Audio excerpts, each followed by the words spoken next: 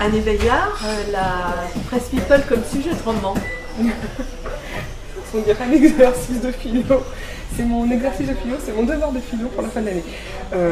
Oui, la presse people comme sujet de roman, simplement parce que cette idée de livre m'est venue en regardant la couverture d'un magazine qui s'appelle Voici, sur laquelle Frédéric Belbédé, qui était chroniqueur littéraire pour Voici, se retrouvait en couverture, alors que d'habitude il signait dans le magazine.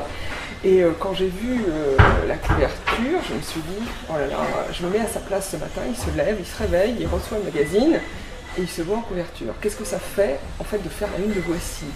Et je me suis dit, ça doit être c'est le début d'une histoire. C'est le début d'une histoire. Vous l'avez écrite, c'est un très bon bouquin, c'est un bouquin palpitant, émouvant, assez souvent. Déstabilisant. Mais Anne, et vous, qu'est-ce que vous pensez de la presse people? Vous êtes journaliste.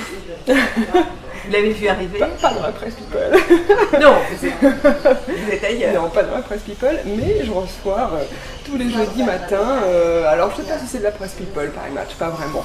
Mais non, mais je m'intéresse à la presse people, je la regarde. Et puis surtout, la presse people, ce n'est pas que Gala et Voici. La presse people, c'était aussi, après tout, Truman Capote. Dans les années 50, 60, à Hollywood, il n'y en avait qu'un qui osait parler de Liz Taylor et de ses excès avec l'alcool, c'était lui. Donc après tout, la presse people, c'est ça aussi. On peut faire très bien de la presse people. Absolument, absolument.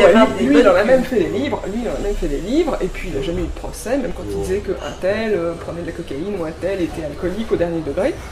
Il n'a jamais eu de procès. Aujourd'hui, c'est un peu plus compliqué, c'est plus réglementé, c'est plus surveillé, les gens font attention à l'image. Vous avez eu un procès avec Voici? Non, mais Voici n'a pas fait de papier sur mon livre parce que l'histoire n'était pas vraie. Ils m'ont dit que ça nous aurait beaucoup intéressé si l'histoire avait été vraie. Mais ça a été votre punition.